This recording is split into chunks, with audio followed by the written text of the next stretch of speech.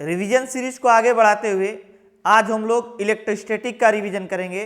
Electrostatic में सबसे पहले हम लोग देखते हैं कूलॉम्स लॉ। कूलॉम्स लॉ क्या होता है? कूलॉम्स लॉ के अनुसार यदि दो पॉइंट चार्ज Q1 और Q2 एक दूसरे से स्मॉल r डिस्टेंस पर फ्री स्पेस में सिचुएटेड हो तो इन दोनों के बीच जो इलेक्ट्रिक फोर्स लगेगा वो कितना होगा 1/4 pi epsilon naught Q1 Q2 upon r square.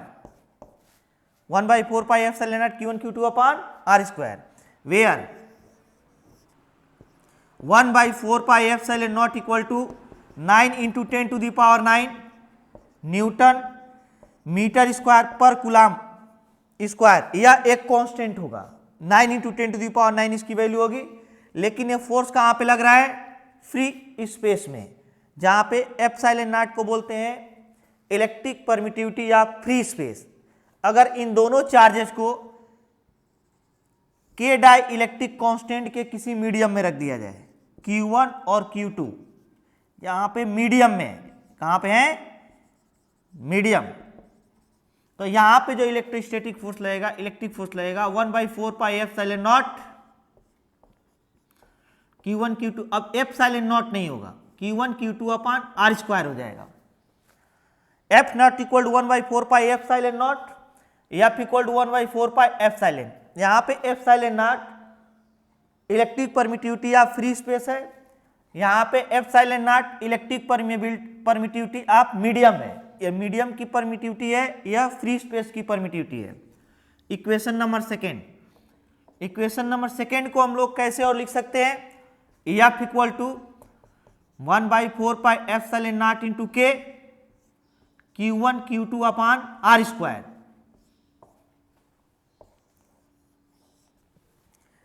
अगर हम लोग एप्सिलॉन को लिखना चाहें तो एप्सिलॉन नॉट इंटू के लिख सकते हैं। तो मीडियम की पहचान क्या होगी? एप्सिलॉन नॉट के साथ के लगा रहेगा और ओनली एप्सिलॉन नॉट एप्सिलॉन होगा। लेकिन फ्री स्पेस की पहचान क्या होगी? 4 पाई एप्सिलॉन नॉट लगा रहेगा।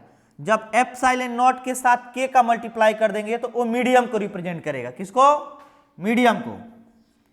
यहां पे क्या दिया जाए? यह एप्सिलॉन नॉट क्या करता है? इलेक्ट्रिक फील्ड लाइंस को कंट्रोल करता है। एप्सिलॉन नॉट का काम क्या है? इलेक्ट्रिक फील्ड लाइंस को कंट्रोल करना। के का काम क्या है? इसको और ज्यादा स्ट्रॉन्ग बना देना। मतलब जब के आ जाएगा इसके साथ तो यह इलेक्ट्रिक फील्ड लाइंस को और ज्यादा से ज्यादा कंट्रोल करेगा। तो अब क्या दिया जाए? दोनों इक्वेशन को अगर कंपेयर किया जाए कौन सा फोर्स अधिक हो जाएगा, तो यहां से इक्वेशन थर्ड को हम लोग लिखना चाहें from equation third, F equal to हो जाएगा 1/एप्सिलॉन नॉट को बाहर कर लेते हैं। 1/एप्सिलॉन नॉट जब बाहर हो जाएगा तो 1/4 पाई 1/k को बाहर करते हैं, सॉरी। तो k जब 1/4 pi epsilon naught Q1 Q2 upon r square. यहां से अगर हम इसको चेंज करें तो ये वाली जो वैल्यू है वह एग्जैक्ट F नॉट के इक्वल हो जाएगा। F इक्वल टू 1/k और F नॉट हो जाएगा। तो यहां से F इक्वल टू हो जाएगा F नॉट बाई k। जो k होता है ये dielectric constant of medium है।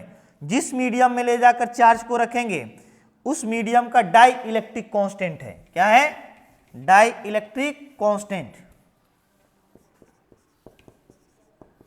Dielectric constant of medium, dielectric constant of medium.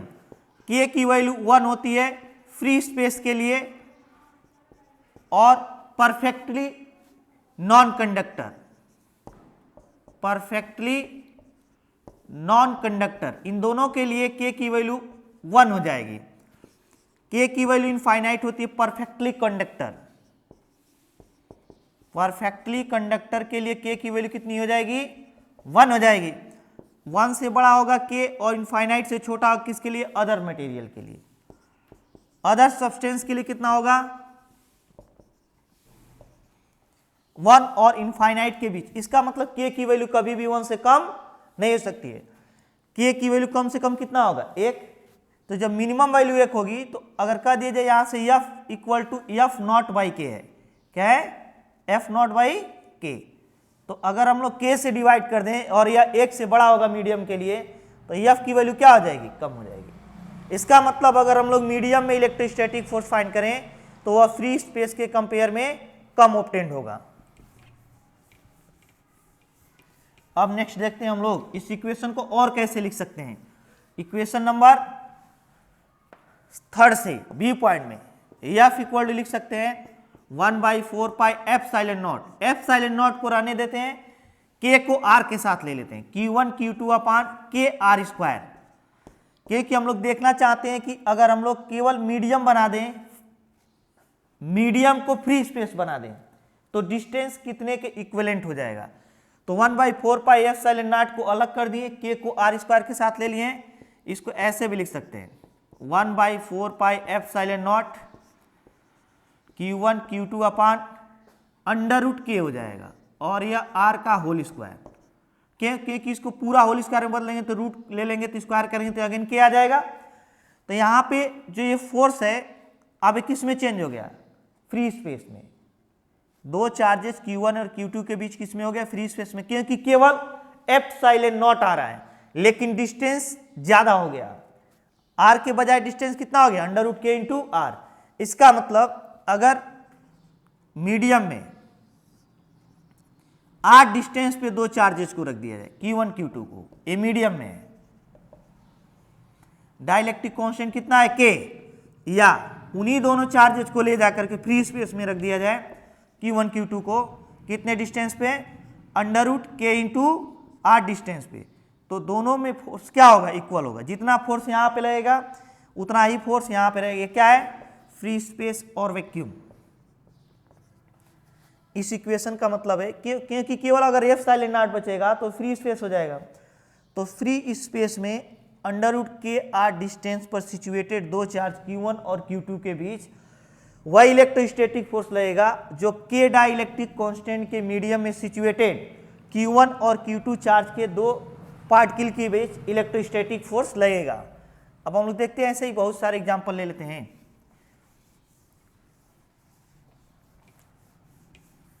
इसका मीनिंग समझते हैं, इस फॉर्मूले का मतलब क्या हुआ।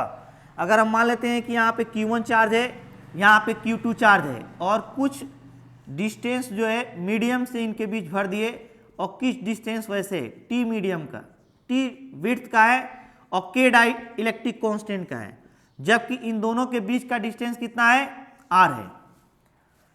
Q1 और Q2 दो चार्जेस थे, इनके बीच पहले फ्री स्पेस था, यहाँ से यहाँ तक कोई मीडियम नहीं था, लेकिन बाद में इनके बीच T विड्थ और K डाई इलेक्ट्रिक कांस्टेंट का एक मीडियम रख दिया गया। तो दोनों के बीच कैसे इलेक्ट्रोस्टैटिक फोर्स लिखेंगे, कुछ पोर्शन जो है फ्री स्पेस, अभी यहाँ से लेकर यहाँ तक फ्री स्पेस है, यहाँ से लेकर यहाँ तक फ्री स्पेस है, लेकिन बीच में क्या आ गया है, मीडियम आ गया है। तो इसको कैसे कन्वर्ट करेंगे, क्या करेंगे, इस डिस्टेंस को भी फ्री स्पेस के इक्विवेलेंट डिस्टेंस में चेंज कर देंगे। तो सबसे पहले distance equivalent to free space, distance equivalent to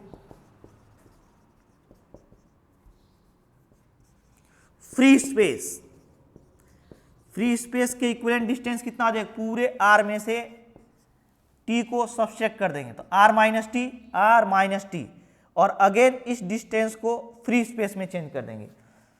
are में से जब टी हटा देंगे तो इधर वाला फ्री स्पेस, इधर वाला फ्री स्पेस बच जाएगा, तो इतना डिस्टेंस फ्री स्पेस वाला आ गया। अब मीडियम को फ्री स्पेस में चेंज कर देते हैं, तो मीडियम को फ्री स्पेस में कैसे चेंज करेंगे, under root K into T. यही बोले हैं कि अगर मीडियम को स्पेस में बदलना हो तो जो डाइलेक्ट्रिक कांस्टेंट रहेगा उसका रूट लेकर उसके विड्थ से मल्टीप्लाई कर देंगे। तो दोनों चार्जेस के बीच जो फोर्स लगेगा F equal to 1/4 pi epsilon naught Q1 Q2 upon R square. R के प्लेस पे क्या हो जाएगा, R minus T plus under root K into T का होल स्क्वायर। नेक्स्ट एज्यूम कर लेते हैं, इसमें Q1 और Q2 दो चार्जेज हैं और इनके बीच कई मीडियम लाकर भर दिया गया, T1 विड्थ का, T2 विड्थ का, T3 विड्थ का, और इनके डाइलेक्ट्रिक कांस्टेंट क्या है, K1 K2 एंड K3। तीनों अलग अलग मीडियम है, तीन मीडियम रख दिया गया, लेकिन अभी भी इधर इन दोनों के बीच का डिस्टेंस क्या है, R है। अभी भी इधर वाला डिस्टेंस जो फ्री स्पेस है, फ्री स्पेस है, बीच में क्या आ गया, मीडियम। तो जो डिस्टेंस हो जाएगा दोनों के बीच का, distance equivalent to free space, कितना हो जाएगा, पहले पूरे फ्री स्पेस के डिस्टेंस में से मीडियम को घटा देते हैं, r minus T1 plus T2 plus T3। अभी क्या किए, पूरे r में से मीडियम को हटा दिए। अब क्या करेंगे, इस मीडियम के इक्विवेलेंट फ्री स्पेस का डिस्टेंस लिखेंगे, कितना हो जाएगा, √k1 into T1, √k1 into T1 plus इसका डिस्टेंस कितना हो जाएगा, √k2 इंटू T2 प्लस इसका डिस्टेंस क्या हो जाएगा, √k3 into T3, k3 into T3। तो जो दोनों के बीच फोर्स लगेगा 1/4 pi epsilon naught Q1 Q2 अपान, यहाँ पे इसको फ्री स्पेस के इक्विवेलेंट डिस्टेंस बना दिया गया है, इसलिए जो कांस्टेंट लिखेंगे फ्री स्पेस का लिखेंगे। r के प्लेस पे क्या लिख देंगे, r minus T1 plus T2 plus T3 और plus √k1 into T1, √k2 into T2, √k3 into T3 का होल स्क्वायर। तो अगर हम लोग को कुछ पोर्शन मीडियम भर दे और कुछ फ्री स्पेस हो, तो इस मेथड द्वारा हम दोनों के बीच इलेक्ट्रोस्टैटिक फोर्स फाइंड कर सकते हैं।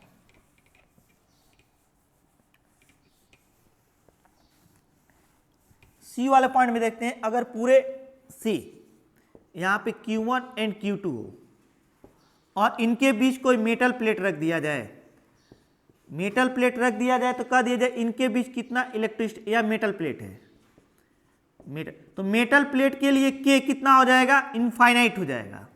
क्या हो जाएगा, इनफाइनाइट। तो यहां से देखा जाए यह r डिस्टेंस है, पूरा डिस्टेंस कितना है r, इसकी विड्थ कितनी है t, डाइलेक्ट्रिक कांस्टेंट क्या है, k इक्वल टू इनफाइनाइट।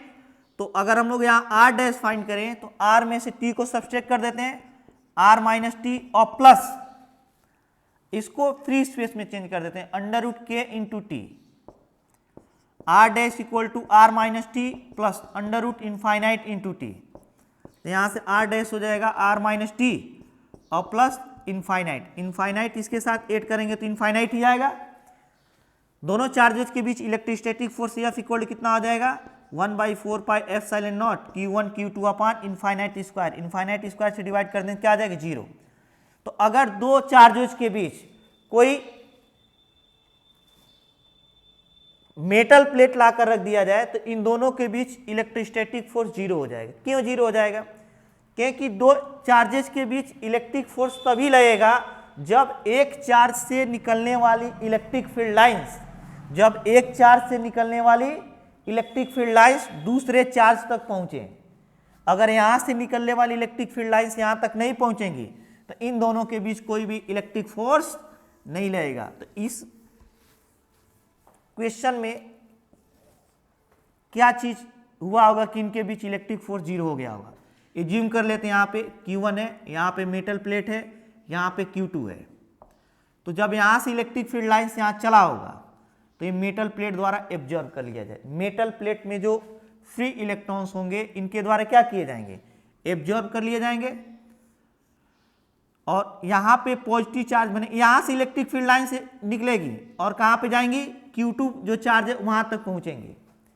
जो मेटल प्लेट होता है वह इलेक्ट्रिक फील्ड लाइंस को क्या करता है, एब्जॉर्ब कर लेता है, क्योंकि उनमें फ्री इलेक्ट्रॉन्स होते हैं और फ्री इलेक्ट्रॉन्स के द्वारा क्या करते हैं, ये इलेक्ट्रिक फील्ड लाइंस को एब्जॉर्ब कर लेंगे। क्या करेंगे, एब्जॉर्ब कर लेंगे। तो इनकी इलेक्ट्रिक फील्ड लाइंस यहाँ तक नहीं पहुँचेंगी तो इन दोनों के बीच इलेक्ट्रिक फोर्स क्या हो जाएगा, 0। हालांकि यहाँ पे Q1 और प्लेट के बीच फोर्स लग रहा होगा, प्लेट और Q2 के बीच भी फोर्स लगेगा, लेकिन Q1 और Q2 के बीच कोई फोर्स नहीं लगे, क्योंकि यहाँ से जो इलेक्ट्रिक फील्ड लाइन निकल रही है वो यहाँ तक पहुँच ही नहीं रही है।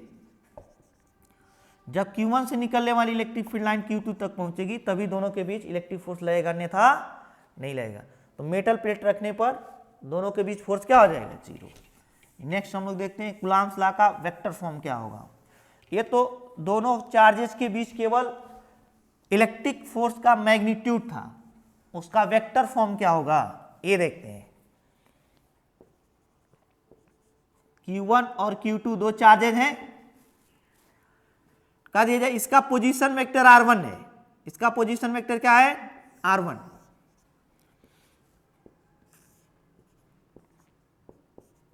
x axis, y axis and z axis. इसका पोजीशन वेक्टर है r2 vector. 1 electrostatic force bye q1 और q2, F1 2 force by 1 on electrostatic force by 1 on 2, electrostatic force by 1 on 2 equal to लिखेंगे force equal magnitude into direction, magnitude into direction. Direction क्या होता है, unit vector होता है, magnitude into unit vector, F1 2 vector equal to. Magnitude के लिए अभी हम फार्मूला पढ़े, 1 2 equal to 1/4 pi epsilon naught Q1 Q2 upon R square. लेकिन यहां पे R स्क्वायर होगा क्या, 1/2 electrostatic force by charge Q1 on Q2, इसके द्वारा इस पर इलेक्ट्रोस्टैटिक फोर्स कितना लगेगा, तो electrostatic force by 1 on 2 equal to R12 का स्क्वायर इंटू R12 का यूनिट वेक्टर। क्यों, क्योंकि इसमें जो 1/4 pi epsilon not a scalar है, Q1 Q2 स्केलर है, तो ये डिस्प्लेसमेंट वेक्टर, यही वेक्टर क्वांटिटी हो सकता है, तो इसके यूनिट वेक्टर से क्या किए, मल्टीप्लाई कर दिए। इसका मैग्नीट्यूड है 4 पाई epsilon naught Q1 Q2 upon R12, और यहां पे जो लिखेंगे वेक्टर वो क्या लिखेंगे R12। अगर हम लोग यूनिट वेक्टर लिखना चाहें तो वेक्टर में उसके मैग्नीट्यूड से डिवाइड कर देते हैं, R12। यह वेक्टर है, वेक्टर में वेक्टर के मैग्नीट्यूड से जब डिवीजन कर देंगे उसका यूनिट वेक्टर आ जाएगा 1/4 pi epsilon naught Q1 Q2 upon R12, sorry square हो गए, R12 स्क्वायर और ए क्यूब हो जाएगा, और यहाँ बच जाएगा R12 वेक्टर। इसको और अगर आगे बढ़ाएं तो कैसे लिख सकते हैं, ये डिस्प्लेसमेंट वेक्टर के फॉर्म में लिख सकते हैं 1/4 pi epsilon naught Q1 Q2 अपान R2 minus final minus initial लिखते हैं R2 vector minus R1 vector का मॉड का होल क्यूब, और ये भी क्या हो जाएगा R2 vector minus R1 vector. ये तो वेक्टर रहेगा तो यहाँ पे मॉड नहीं लेंगे। तो ये फोर्स किसके द्वारा है, force applied by Q1 on Q2। कैसे लिखेंगे, जब वेक्टर फॉर्म में लिखेंगे तो वेक्टर इक्वल टू क्या होता है, मैग्नीट्यूड इनटू डायरेक्शन। डायरेक्शन का मतलब हुआ यूनिट वेक्टर, यहां से यूनिट वेक्टर कौन सा हो सकता है, केवल R ही वेक्टर है, तो R12 का मतलब फोर्स बाई 1 ऑन 2, तो ये लिखेंगे F12 equal to 1/4 pi epsilon Q1 Q2 upon R12 का whole square R cap. R cap 12 का मतलब हुआ R12 वेक्टर। यूनिट वेक्टर कैसे फाइंड करेंगे, वेक्टर में उसके मैग्नीट्यूड से डिवीजन कर देंगे, तो ये आ जाएगा, इन दोनों का मल्टीप्लाई कर दें तो Q1 Q2 अपान R12 का होल क्यूब R12 वेक्टर। अगर हम इसे और डिस्प्लेसमेंट वेक्टर के फॉर्म में लिखना चाहते हैं तो कैसे लिखेंगे, final vector minus initial vector का मॉड ले लेंगे, क्योंकि मैग्नीट्यूड है और ए मैग्नीट्यूड नहीं वेक्टर फॉर्म में है, तो only final minus initial vector लिख देंगे। तो ये कूलम्ब्स लॉ का वेक्टर फॉर्म हो जाएगा 1/2। अगर हम लोग ऐसे लिखें इलेक्ट्रोस्टैटिक फोर्स बाई 2 ऑन 1, तो ऐसे लिखेंगे F21 फोर्स बाई 2 ऑन 1, तो 1/4 pi epsilon naught Q1 Q2 अपान, जैसे आप लिखें जब 1/2 लिखे तो R2 माइनस R1, यहां पर उल्टा हो जाएगा R1 माइनस R2 का whole cube and R1 vector minus R2 vector. तो ये फोर्स किस पर, 2/1, तो 1 माइनस 2 लिखेंगे। ये क्या था 1/2 force by charge Q1 on Q2, तो 2 माइनस 1 लिखेंगे आप। नेक्स्ट हम लोग देखते हैं इलेक्ट्रोस्टैटिक, इलेक्ट्रिक फील्ड क्या होता है, व्हाट इज इलेक्ट्रिक फील्ड।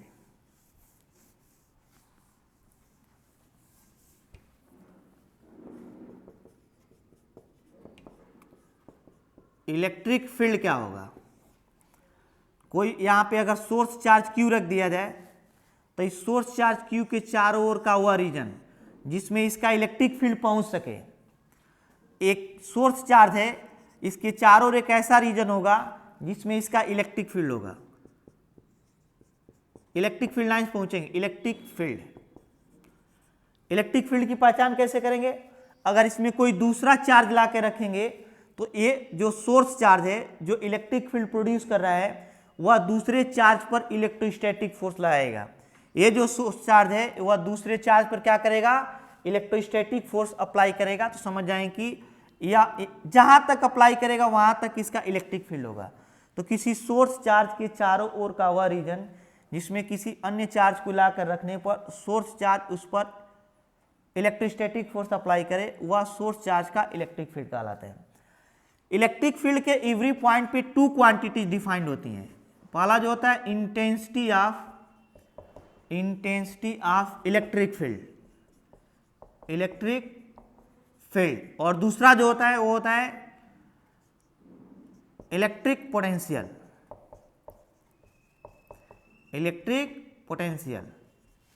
तो हम लोग पहले देखते हैं इंटेंसिटी ऑफ इलेक्ट्रिक फील्ड क्या होता है। Intensity of electric field,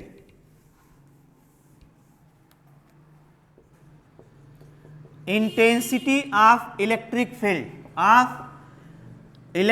field, तो किसी सोर्स चार्ज के चारों ओर इलेक्ट्रिक फील्ड में, किसमें, इलेक्ट्रिक फील्ड में ही इंटेंसिटी ऑफ इलेक्ट्रिक फील्ड होगा, इसके बाहर इसका कोई एग्जिस्टेंस नहीं होगा। तो इलेक्ट्रिक फील्ड के किसी पॉइंट पर इंटेंसिटी ऑफ इलेक्ट्रिक फील्ड उस पॉइंट पे रखे यूनिट टेस्ट मास पर लगने वाले इलेक्ट्रोस्टैटिक फोर्स के इक्वल होगा। हेंस अगर यह इस पर इलेक्ट्रोस्टैटिक फोर्स F अप्लाई कर रहा है तो यहाँ पे intensity of electric field I equal to हो जाएगा F अपॉन क्यू नॉट।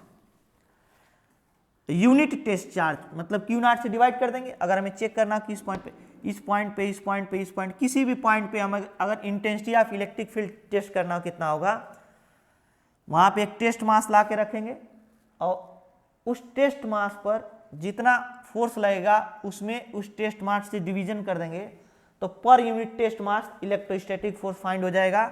उसी को बोलेंगे उस पॉइंट पर intensity of electric field. Next हम लोग देखते हैं ये कौन सी क्वांटिटी होगी, या एक वेक्टर क्वांटिटी होगी। कौन सी क्वांटिटी होगी, और इसकी जो डायरेक्शन होगा इलेक्ट्रोस्टैटिक फोर्स के डायरेक्शन में होगा। I vector equal to F vector upon Q naught. Next हम लोग देखते हैं इसका यूनिट क्या होगा। इसका जो यूनिट होगा वह होगा कूलाम पर न्यूटन। तो इसका डायमेंशन फॉर्मूला भी हम लोग लिख सकते हैं। अब देखते हैं हम लोग यूनिट टेस्ट मास की वजह से या पॉइंट चार्ज की वजह से इलेक्ट्रिक फील्ड कितना होगा। Electric field due to point mass, electric field due to point mass, point charge. Point charge की वजह से इलेक्ट्रिक फील्ड कितना होगा। अगर यहाँ पे कोई पॉइंट चार्ज Q1 रख दिया जाए और इससे r डिस्टेंस पे intensity of electric field find किया जाए तो यहाँ पे I इक्वल टू ऑब्टेन होगा। इसे हम लोग I से भी रिप्रेजेंट कर सकते हैं, E से भी, लेकिन I से जो रिप्रेजेंटेशन किया जाता है वो जनरली ग्रेविटेशन में किया जाता है और E से जो रिप्रेजेंटेशन किया जाता है वो जनरली इलेक्ट्रिक फील्ड में। तो जो अभी हम लोग I इक्वल टू लिखे थे F अपॉन क्यू, उसे हम लोग E इक्वल टू भी लिख सकते हैं F अपॉन क्यू। ये इलेक्ट्रोस्टैटिक और ग्रेविटेशन को अलग अलग करने के लिए किया गया है। तो हम लोग यहाँ पे क्या लिखें, E equal to F upon Q. तो यहाँ से कितना फाइंड कर लेंगे हम लोग, E equal to F upon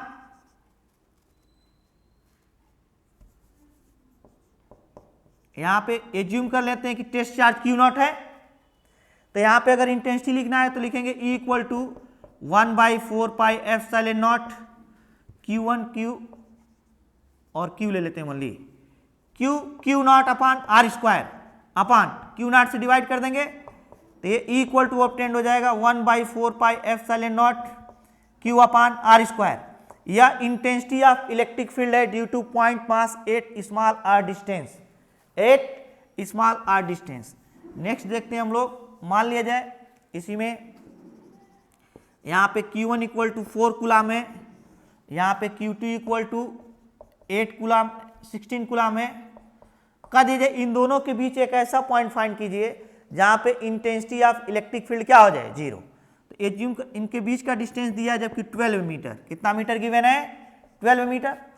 तो मान लेते हैं कि Q1 से वह डिस्टेंस x होगा, क्या होगा, x होगा, और Q2 से वो डिस्टेंस कितना हो जाएगा, 12 माइनस x हो जाएगा। तो यह एक ऐसा पॉइंट होगा जहाँ पे रिजल्टेंट इलेक्ट्रिक फील्ड क्या हो जाएगा, जीरो। इसको कैसे फाइंड करेंगे, इसकी वजह से यहाँ पे इलेक्ट्रिक फील्ड होगा, ये पॉजिटिव चार्ज है, इससे दूर होगा, इसकी वजह से यहाँ पे इलेक्ट्रिक फील्ड होगा, इससे दूर होगा, ये E1 हो जाएगा या E2 हो जाएगा। इलेक्ट्रिक फील्ड पॉजिटिव चार्ज से दूर होगा, अगर यहाँ पे प्लस क्यू है तो इससे दूर होगा, और निगेटिव चार्ज की ओर होगा, अगर यहाँ माइनस क्यू है तो इलेक्ट्रिक फील्ड की डायरेक्शन इधर होगी। पॉजिटिव चार्ज क्या करता है, इलेक्ट्रिक फील्ड लाइंस को प्रोड्यूस करता है, निगेटिव चार्ज क्या करता है, इलेक्ट्रिक फील्ड लाइंस को एब्जॉर्ब कर लेता है। तो कह दीजिए अगर ये पॉइंट P पर दोनों इलेक्ट्रिक फील्ड आपस में इक्वल हो जाए, Q1 की वजह से E1 इधर, Q2 की वजह से E2 इधर, ये दोनों अगर आपस में इक्वल हो जाए तो उनकी डायरेक्शन ऑपोजिट होने की वजह से रिजल्टेंट क्या हो जाएगी, जीरो। उसको बोलते हैं न्यूट्रल पॉइंट, क्या बोलते हैं, न्यूट्रल पॉइंट। तो एक न्यूट्रल पॉइंट क्या लिखेंगे, E1 इक्वल टू E2। तो E1 की वैल्यू कितना हो जाएगा, E1, इसकी वजह से यहाँ पे इलेक्ट्रिक फील्ड कितना, एक पॉइंट चार्ज है, और कितने डिस्टेंस पे लिखना है, यहाँ से x डिस्टेंस पे 1/4 pi epsilon naught Q1 by क्या लिखेंगे, x square equal to Q2 की वजह से यहाँ पे इलेक्ट्रिक फील्ड कितना हो जाएगा, 1/4 pi epsilon naught Q2 by 12 minus x का होल स्क्वायर हो जाएगा। 1/4 pi epsilon naught 1/4 pi epsilon naught दोनों कैंसिल हो जाएगा। Q1 की वैल्यू क्या है, 4 upon x square equal to Q2 की वैल्यू कितना है, 16 अपान क्या लिखेंगे, 12 माइनस x का होल स्क्वायर। कैंसिल कर सकते हैं, 1/x स्क्वायर इक्वल टू लिख सकते हैं 4/12 माइनस x का होल स्क्वायर, इसको लिख सकते हैं ऐसे 12 माइनस x का whole square equal to 2x का होल स्क्वायर, एक 2 कर देते हैं, 2 to the 4 हो जाएगा, square square 12 minus x equal to 2x, यहाँ से 12 इक्वल टू हो जाएगा 3x, यहाँ से 4 इक्वल टू क्या हो जाएगा, x। इसका मतलब यहाँ से जो डिस्टेंस होगा कितना होगा, ये 4 मीटर हो जाएगा, 4 मीटर, और ये 12 माइनस 4 8 मीटर हो जाएगा। तो यह एक ऐसा पॉइंट होगा जहाँ पे रिजल्टेंट इलेक्ट्रिक फील्ड क्या हो जाएगा, जीरो। लेकिन अगर इसी क्वेश्चन में ऐसा दे दे, एक पॉजिटिव चार्ज दे दे और एक निगेटिव चार्ज दे दे, और कहा दे न्यूट्रल पॉइंट की पोजीशन क्या होगी, यहाँ पे प्लस Q1 ले लेते हैं, यहाँ पे माइनस Q2 इक्वल टू ले लेते हैं -16, और यहाँ पे Q1 इक्वल टू ले लेते हैं +4 कूलाम। अब कभी बताइए कि रिजल्टेंट इलेक्ट्रिक फील्ड कहाँ पे जीरो होगा, तो कभी मिडिल में जीरो नहीं हो सकता है। क्यों, क्योंकि प्लस Q चार्ज होगा, इलेक्ट्रिक फील्ड लाइन को प्रोड्यूस करेगा इधर, माइनस Q चार्ज भी इधर ही प्रोड्यूस, क्योंकि इलेक्ट्रिक फील्ड लाइन को एब्जॉर्व करेगा। अगर यहाँ पे खड़ा होकर देखेंगे तो इलेक्ट्रिक फील्ड लाइन इससे दूर जाती हुई दिखाई देगी, यहाँ पे खड़ा होकर देखेंगे तो इसकी ओर आती हुई दिखाई देगी। तो इसकी वजह से भी E1 इधर, इसकी वजह से भी E2 इधर, दोनों की डायरेक्शन सेम हो जाएगी। तो क्या बीच में कभी इलेक्ट्रिक फील्ड जीरो मिलेगा, नहीं। तो इस सिचुएशन में इलेक्ट्रिक फील्ड दोनों पॉइंट के बाहर मिलेगा, इन दोनों पॉइंट को मिलाने वाली लाइन के बाहर मिलेगा। और किधर मिलेगा, किस साइड में मिलेगा, जो कम चार्ज रहेगा। अगर ये कम चार्ज है तो इधर मिलेगा, यह कम चार्ज है तो इधर मिलेगा। तो मान लेते हैं यहाँ पे इलेक्ट्रिक फील्ड लाइन ऑब्टेंड हुआ, यहाँ पे क्या करेगा, ये वाला इधर प्रोड्यूस करेगा E1, क्योंकि ये पॉजिटिव चार्ज यहाँ खड़ा होंगे तो इससे दूर जाता हुआ दिखाई देगा। ये निगेटिव चार्ज जब यहाँ पे खड़ा होंगे तो यहाँ से इलेक्ट्रिक फील्ड इसकी ओर जाता हुआ दिखाई देगा। यहाँ पे E1 और E2 दोनों आपस में क्या हो जाएंगे, इक्वल। एज्यूम कर लेते हैं कि यह x मीटर है, यह 12 मीटर है। तो यह x हम लोग कैसे फाइंड करेंगे, इसकी वजह से यहाँ electric field E1 equal to, इसकी वजह से यहाँ पे इलेक्ट्रिक फील्ड E2, दोनों आपस में क्या हो जाएंगे, इक्वल हो जाएंगे। इसको लिखेंगे तो 1/4 पाई एप्सिलॉन नॉट, E1 किसकी वजह से, Q1 की वजह से है। तो Q1 से कितना डिस्टेंस पे, x डिस्टेंस पे, कैसे लिखेंगे, पॉइंट चार्ज है Q1 अपान यहाँ से जो डिस्टेंस है स्क्वायर कर देंगे x स्क्वायर। इसकी वजह से यहाँ पे लिखेंगे इलेक्ट्रिक फील्ड E2, क्या लिखेंगे E2। डिस्टेंस कितना हो गया 12 plus x 1/4 pi epsilon naught Q2 अपान 12 प्लस एक्स का होल स्क्वायर। यह और यह कैंसिल हो जाएगा, तो यहाँ से जब हम लोग लिखेंगे Q1 की वैल्यू क्या हो गया 4 अपान क्या लिखेंगे एक्स स्क्वायर बराबर Q2 कितना है 16 अपान 12 प्लस एक्स का होल स्क्वायर। यह कैंसिल हो जाएगा 1/x का whole square equal to 4/12 plus X का होल स्क्वायर। तो इसको इधर कर लेंगे 12 प्लस एक्स का होल स्क्वायर इक्वल टू यहाँ से क्या हो जाएगा 2x का होल स्क्वायर। तो यहाँ से 12 प्लस एक्स इक्वल टू हो जाएगा यहाँ से 2x। तो 12 इक्वल टू कितना हो जाएगा x। तो यह यहाँ से 12 मीटर होगा 12 मीटर, और यहाँ से 12 प्लस 12 24 मीटर हो जाएगा। तो अगर दोनों पॉजिटिव चार्ज हैं या दोनों निगेटिव चार्ज हैं तो न्यूट्रल पॉइंट मिडल में मिलेगा इनके बीच में, और एक पॉजिटिव एक निगेटिव है तो मिडिल पॉइंट दोनों चार्ज को मिलाने वाली लाइन पे न मिलकर उनके बाहर मिलेगा, और उसकी पोजीशन उस चार्ज की ओर होगा जिसका मैग्नीट्यूड क्या हो कम हो। तो ये था इंटेंसिटी ऑफ इलेक्ट्रिक फील्ड। अब हम लोग देखते हैं ग्रेविटेशनल पोटेंशियल क्या होता है। Sorry, electric potential.